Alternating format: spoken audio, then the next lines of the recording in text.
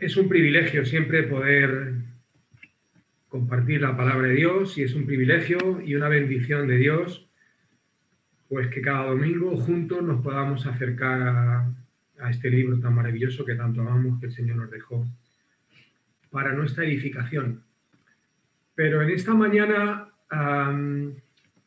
no quiero empezar sin antes recordaros a todos, que creo que no hace falta, pero me permito la licencia de recordaros a todos el día que es hoy. Hoy es día 1 de noviembre y el 31 de octubre y el 1 de noviembre de todos los años son dos días muy, muy especiales para el pueblo evangélico. Porque el 31 de octubre de 1517, Martín Lutero clavó sus 95 tesis en las puertas de la iglesia del castillo de Wittenberg. Y el día 1 de noviembre, pues mucha gente que fue a la iglesia pudo leer las 95 tesis de Lutero.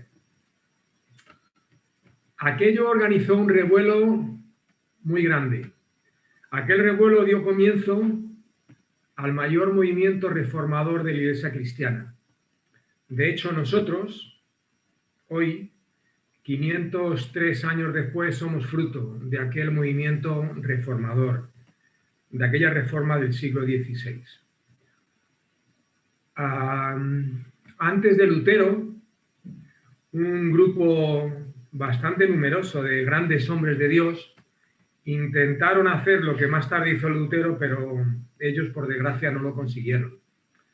Grandes hombres de Dios como Jerónimo de Praga o John Huss en Bohemia, Savonarola en Italia, Pedro Baldo en Francia o John Wycliffe en Inglaterra. Por desgracia no lo consiguieron.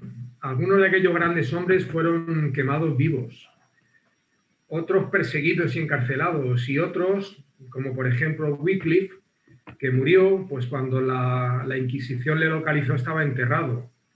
Le desenterraron, quemaron sus restos y tiraron sus cenizas a las aguas de un río.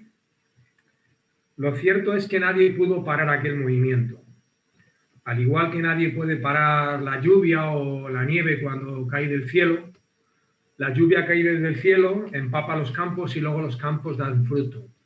Pues aquel movimiento que empezó con Martín Lutero, pues nadie lo pudo parar y aquí estamos en el día de hoy todos nosotros, 503 años después, y creo que es conveniente y necesario que recordemos estas cosas porque son fechas muy, muy importantes para todos los cristianos evangélicos o protestantes de todos los tiempos. Bien, una vez recordado esto, quiero empezar también diciendo que el texto que tenemos hoy es un texto un poquitín complicadito. Y voy a decir algo que todos sabéis, pero que creo que es bueno que hoy recordemos juntos. En la palabra de Dios hay algunos textos, algunos pasajes que no entendemos bien, que no conseguimos entender algunas cosas que surgen de esos pasajes. Algunos de estos pasajes han provocado grandes conflictos entre creyentes, porque algunas veces parece que estamos más interesados en hacer prevalecer nuestra opinión que en escuchar a otras personas. Y eso es algo que deberíamos intentar evitar. La dificultad que surge del pasaje que tenemos en esta mañana por delante es saber si Jesús era incapaz de pecar o era capaz de no pecar, que parece así un pequeño lío, un pequeño juego de palabras, pero no lo es. Y a alguien le puede parecer un asunto trivial, pero os aseguro que no lo es. Es un asunto bastante importante. Tan importante que dependiendo de que nos posicionemos en un lugar o en otro, pues el pasaje que tenemos hoy por delante cobrará una dimensión u otra. Entonces, la pregunta que tenemos que hacernos los creyentes cuando nos enfrentamos a un texto como el que tenemos hoy por delante es ¿qué tenemos que hacer? ¿Qué hemos de hacer con estos pasajes? Yo suelo recurrir en estos textos a Deuteronomio capítulo 29, versículo 29, que por cierto es un pasaje muy fácil de recordar. Deuteronomio 29, 29, que dice: las cosas secretas pertenecen a Dios. Así de fácil. Las cosas secretas pertenecen a Dios. Y en la Biblia, en la palabra de Dios, que es un libro que nos sobrepasa y nos supera en montones de cosas, hay cosas que son secretas y que pertenecen a Dios. Y hemos de aceptar que en este libro tan maravilloso hay pasajes que nos va a costar tiempo, y algunos de ellos nos va a costar tiempo entender algunas cosas. Y algunos de estos pasajes seguramente que nunca vamos a llegar a entenderlos como nos gustaría entenderlos. Creo que cuando estemos con el Señor, pues si el Señor no lo explica, llegaremos a entenderlo. Si Él no lo explica, si no, pues tendremos que aceptar que hay algunas cosas que son como son. Entonces, en esta mañana, me vais a permitir que yo no dedique ni un solo minuto a esto, a perder el tiempo en cosas que llevan dando vueltas a algunos teólogos muchísimos años, siglos, sin llegar a ninguna conclusión. Y nos vamos a centrar en analizar el texto, nos vamos a dedicar a profundizar en él y vamos a intentar sacar enseñanzas que podamos aplicar a nuestras vidas cotidianas, ¿vale? A nuestras vidas de cada día. Vamos a ver lo que sucedió antes de la tentación. Vamos a ver lo que fue la tentación en sí y también a lo que sucedió después de la tentación. Estamos en Mateo capítulo 4, versículos 1 al 11. Repito para que os dé tiempo a buscarlo. Mateo capítulo 4, versículos 1 al 11. Y dice la palabra de Dios: entonces Jesús fue llevado por el Espíritu al desierto para ser tentado por el diablo. Y después de haber ayunado 40 días y 40 noches, tuvo hambre. Y vino a él el tentador y le dijo: si eres hijo de Dios, di que estas piedras se conviertan en pan. Él respondió y dijo: escrito está, no solo de pan vivirá el hombre, sino de toda palabra que sale de la boca de Dios. Entonces el diablo le llevó a la santa ciudad y le puso sobre el pináculo del templo y le dijo: si eres hijo de Dios, échate abajo, porque escrito está, a sus ángeles mandará acerca de ti, y en sus manos te sostendrán, para que no tropieces con tu pie en piedra. Jesús le dijo: escrito está también, no tentarás al Señor tu Dios. Otra vez le llevó el diablo a un monte muy alto, y le mostró todos los reinos del mundo y la gloria de ellos. Y le dijo: todo esto te daré, si postrado me adorares. Entonces Jesús le dijo: vete, Satanás, porque escrito está, al Señor tu Dios adorarás, y a Él solo servirás. El diablo entonces le dejó, y aquí vinieron ángeles y le servían. En primer lugar, vamos a ver lo que sucedió antes de la tentación. Creo que es importante observar con detenimiento y con atención todo lo que sucedió antes de la tentación. Dice el texto que Jesús fue llevado al desierto por el Espíritu Santo para ser tentado. Después de leer esto y después de pararme unos instantes a pensar en lo que dice el texto, uno no puede hacer otra cosa sino maravillarse ante el orden y la coherencia del apóstol Mateo. Después de haber registrado por medio de una genealogía que nuestro Señor posee los derechos legales al trono de David, después de dejarnos claro que en el momento de su bautismo recibió la aprobación de Dios, este es mi Hijo amado, en quien tengo complacencia. Ahora Mateo se dispone a demostrar que está moralmente capacitado y cualificado y calificado para ser el rey mesiánico que Israel estaba esperando. Qué bonito. Qué orden y qué coherencia.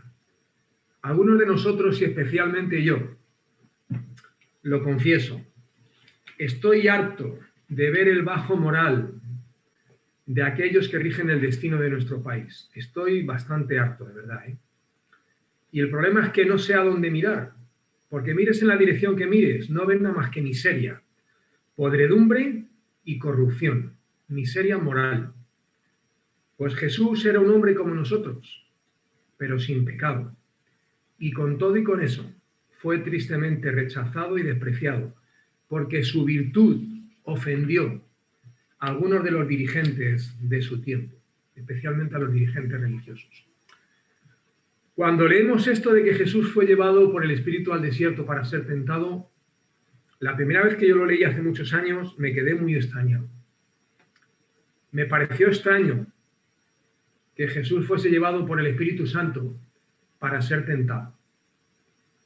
¿Por qué iba el Espíritu Santo a poner a Jesús en tal situación? La respuesta es sencilla, ¿eh? La tentación era necesaria para demostrar su idoneidad moral para la obra para la que vino a este mundo, ni más ni menos morir en una cruz por cada uno de nosotros. ¿Por qué? El primer Adán demostró su incapacidad y su falta de dominio propio cuando fue tentado por el adversario en el huerto del Edén, y todos sabemos cómo cayó. El postrer Adán hizo frente al diablo en una confrontación violenta, en una confrontación directa, y salió sin un solo rasguño.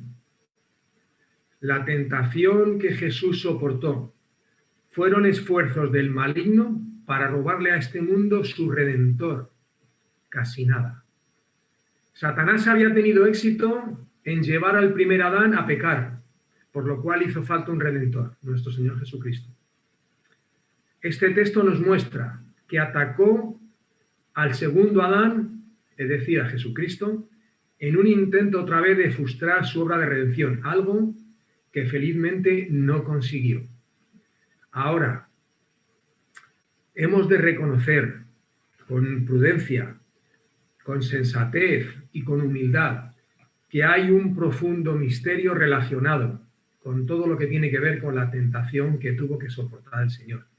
Y hemos de aceptar que hay cosas en la palabra de Dios que nunca llegaremos a entender como nos gustaría poder entenderlas. Dice el texto que después de haber ayunado 40 días y 40 noches tuvo hambre. Mateo señala claramente que la tentación tuvo lugar al final del ayuno, es decir, pasados 40 días y 40 noches. ¿Cómo no iba a tener hambre? Lo increíble es que fuera capaz de aguantar 40 días sin comer. Parece ser que los seres humanos podemos aguantar eso, 40, 50 días. Satanás esperó a que el Señor estuviera debilitado para tentarle. Esperó pacientemente 40 días para lanzar contra él sus peores ataques. De esto hemos de sacar una lección importante para cada uno de nosotros. El adversario va a aprovechar cualquier debilidad en nosotros para intentar hacernos caer. En el caso del Señor era una debilidad física. Después de 40 días sin comer, tenía que encontrarse muy débil. A duras penas podría ponerse de pie, me imagino. En nuestro caso, el adversario aprovechará cualquier tipo de debilidad para venir a tentar. Aprovechará cualquier debilidad física causada por cualquier enfermedad o por cualquier trastorno físico. Pero también aprovechará cualquier debilidad espiritual. Cuando vea que por una razón o por otra no estamos firmes en el Señor, sino que estamos flojos en el Señor, atacará con virulencia.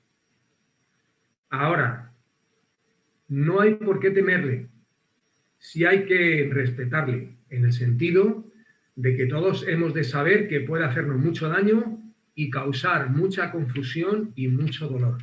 Y hay que estar preparados siempre por lo que pueda suceder. En segundo lugar, la tentación.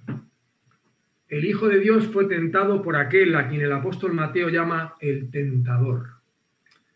Si nos detenemos a pensar esto, si nos paramos un momento y lo pensamos fríamente y lo analizamos con detenimiento, es fácil estremecerse.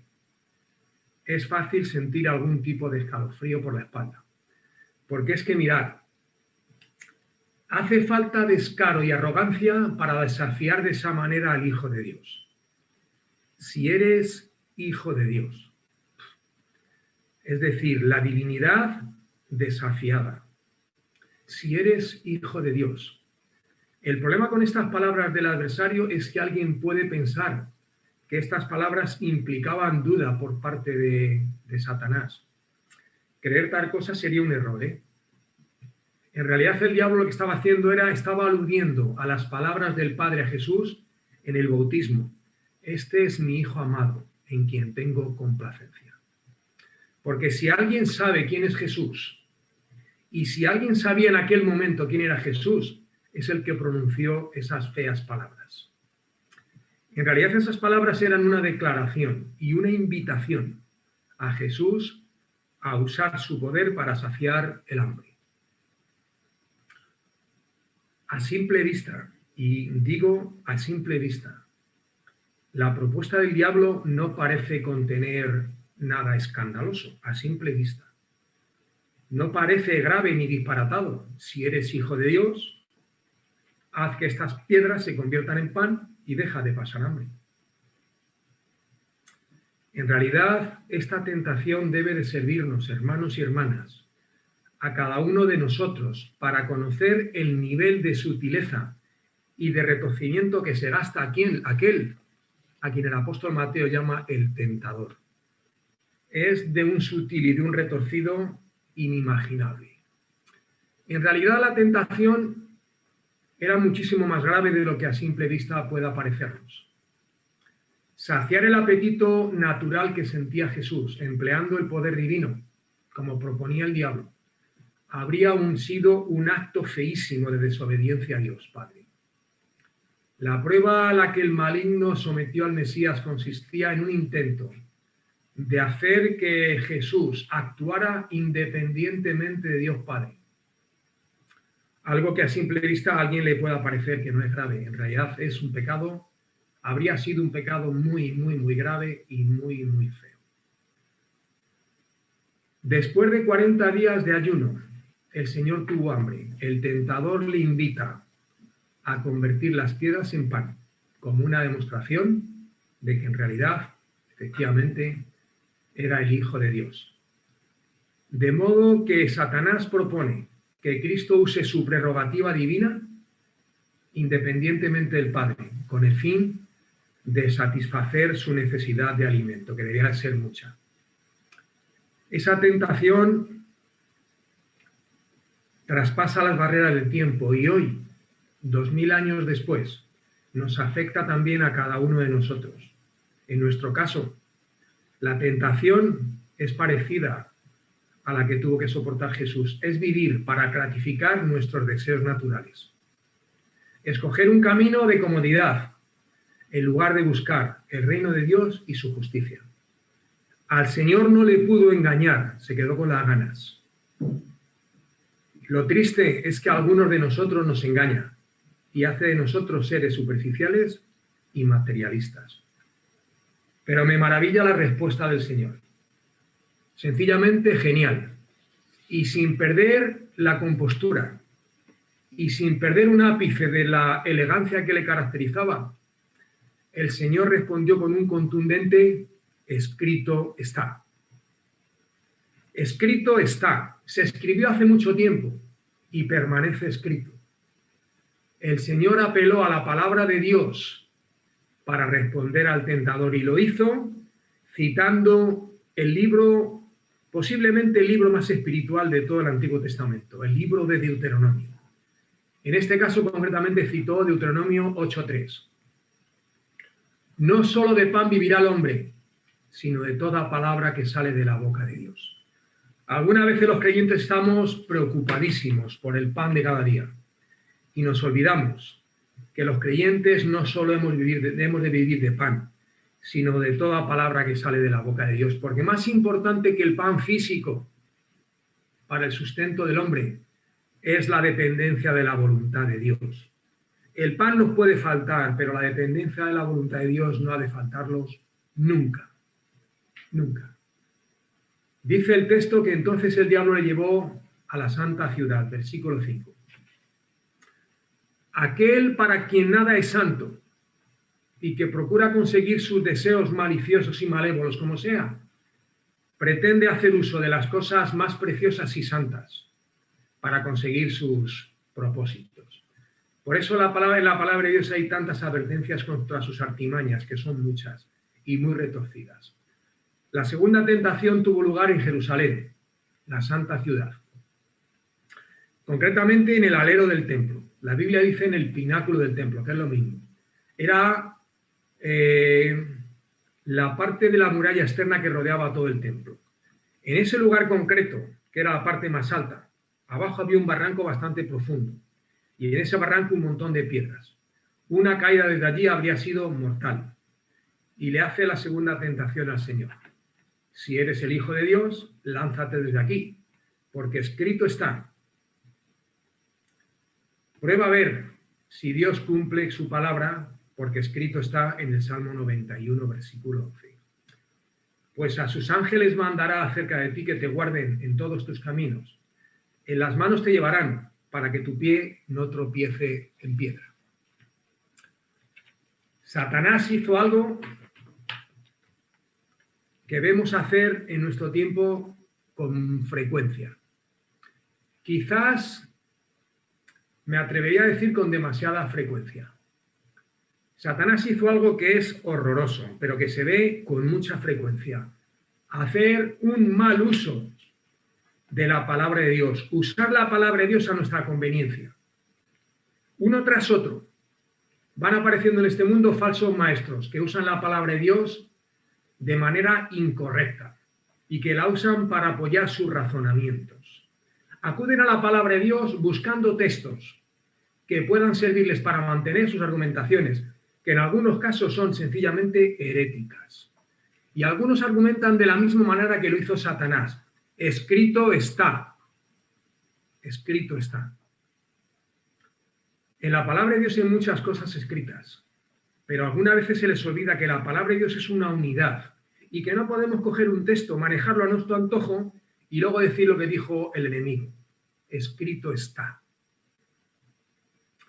Es cierto que esto, aquello o lo otro está escrito, pero también está escrito en el libro de Deuteronomio capítulo 6, versículo 16, no tentarás al Señor tu Dios. Y hay mucha gente que tienta a Dios como hizo el diablo, retorciendo las escrituras.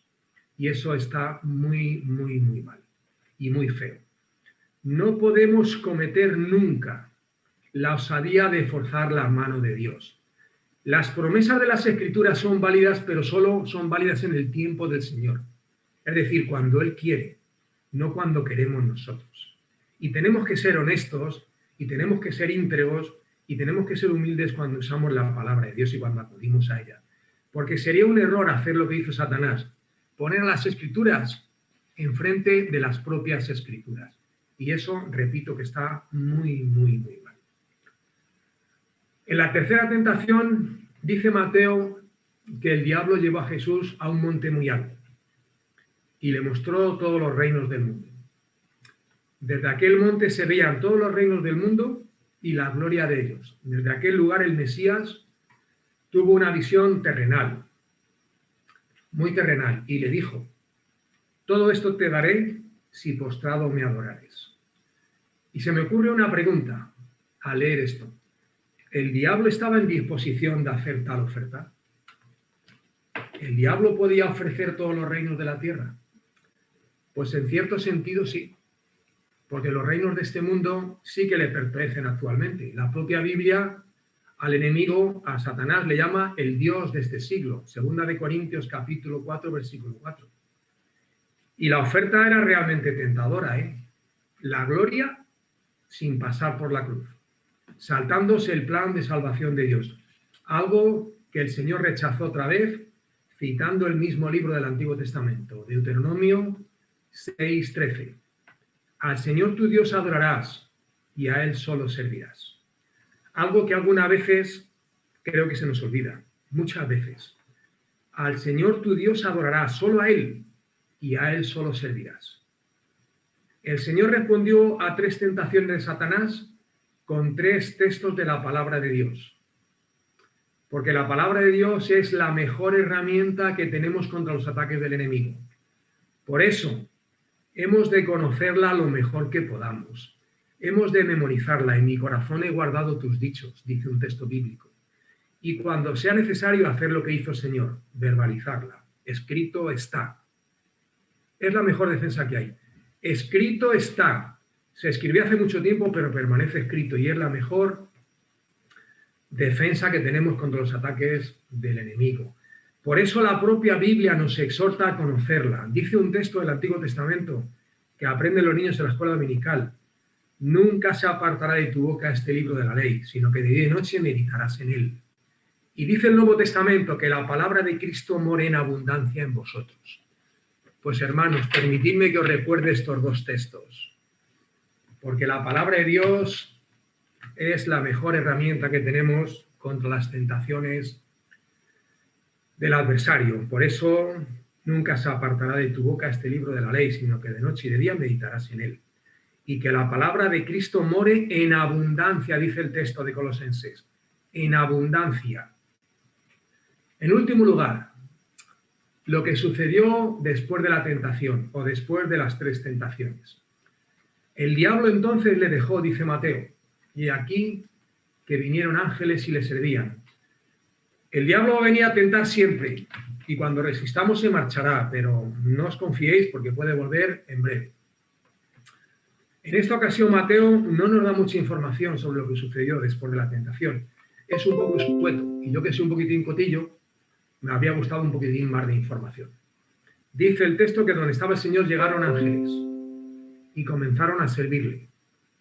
Yo me preguntaba cuando te estaba preparando esto, ¿qué tipo de servicio? El verbo que utiliza Mateo es el verbo diaconeo. Y yo, que no tengo ni idea de griego, sé que es un verbo que tiene que ver con servicio de orden físico. Por tanto, entiendo que aquellos ángeles le servirían comida para saciar su apetito. Y me vuelvo a hacerle una pregunta, ¿y qué tipo de comida? Pues seguramente que era comida muy sencilla, porque en aquel tiempo y en aquellas tierras la gente se alimentaba de manera un tanto frugal. Comían bastante menos que nosotros. Por eso no había tanta gente obesa como hay en la actualidad.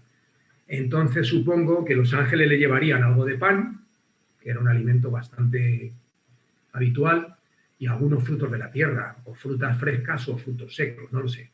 Y el Señor con eso pues saciaría su apetito. El pasaje nos enseña algo importantísimo. Nos enseña que después de la tentación, si aguantamos, siempre hay bendición. Siempre. Hombre, para nadie es agradable saber que todos los creyentes estamos en el punto de mira del adversario. No es agradable. Pero tenemos que aceptarlo. Y tenemos que aceptar que en cualquier momento puede venir a molestarnos y a tentarnos y a intentarnos hacer caer y a desviarnos de nuestro camino. Tenemos que aceptar también que igual que Dios permitió que su Hijo fuese tentado, Dios puede permitir que el diablo nos tiente a nosotros. Cuidado con esto, ¿eh? Puede permitir que seamos tentados porque Dios no tienta a nadie. Dios no puede ser tentado y Él no tienta a nadie. Pero sí puede permitir, al igual que permitió que Jesús fuese tentado, que el enemigo venga a tentarnos a nosotros. Por tanto, tenemos que tener siempre claro que igual que Cristo resistió, nosotros hemos de resistir. Y recordad siempre que si resistimos después de la tentación, siempre hay bendición. Y con esto voy a ir concluyendo. Bien, hemos considerado las tentaciones de Cristo, un tema de verdad peliagudo. Mateo capítulo 4, versículos del 1 al 11. Las tentaciones que tuvo que soportar nuestro Señor, nuestro Salvador. La primera tentación tiene que ver con la concupiscencia de la carne. La segunda tentación tiene que ver con el orgullo de la vida. Y la tercera tentación tiene que ver con la concupiscencia de los ojos. 3 tentaciones para Cristo. Tentaciones que el adversario puede lanzar en cualquier momento contra todos y cada uno de nosotros. No necesita inventos nuevos. Con lo que viene utilizando desde hace siglos, le reporta buenos beneficios. Entonces tenemos que estar preparados porque estas cosas las puede lanzar en cualquier momento contra nosotros. Repito lo que dije antes. Los creyentes no hemos de tener miedo, nunca. Pero sí hay que tener cuidado y hay que estar atentos. La Biblia dice, por tanto, sed sobrios y velad. Fortaleceos en la presencia del Señor cada día. Cuanto más tiempo y más veces, mejor. Fortaleceos acudiendo a la palabra de Dios y memorizándola en vuestros corazones. Y cuando llegue el momento, verbalizarla y exponer los textos bíblicos. Escrito está, pum, pum, pum. Escrito está, no solo de pan vive el hombre, sino de toda palabra que sale de la boca de Dios. No tentarás al Señor tu Dios adorarás y a Él solo servirás. Y recordar siempre esto. Bienaventurado el varón que soporta la tentación, porque cuando haya resistido la prueba, recibirá la corona de vida que Dios ha prometido a los que le aman. Santiago, capítulo 1, versículo 12. Con esto termino y oramos por haber podido pasar este tiempo juntos, considerando e indagando en la palabra de Dios. Oramos. Amado Padre, muchas gracias por tu presencia en nuestras vidas. Muchas gracias por tu poder que se perfecciona en nuestras debilidades. Y muchas gracias por tu santa palabra, Señor, y por el texto que hemos podido estudiar en esta mañana. Sobre todas las cosas, gracias por nuestro Señor Jesucristo. Gracias por su santidad. Gracias por su obediencia y también gracias por su sabiduría y por el ejemplo que tenemos en él. Te damos las gracias por enviarle a este mundo para salvar a personas como nosotros. Y, Señor, queremos guardar esto en nuestros corazones y queremos ser firmes y ser creyentes con profundidad espiritual. Danos las fuerzas y las herramientas necesarias para vivir por esta vida con integridad y en santidad. Y te ruego en esta mañana que guardes a tu iglesia en estos momentos tan difíciles que nos está tocando vivir. En el nombre del Señor Jesucristo. Amén.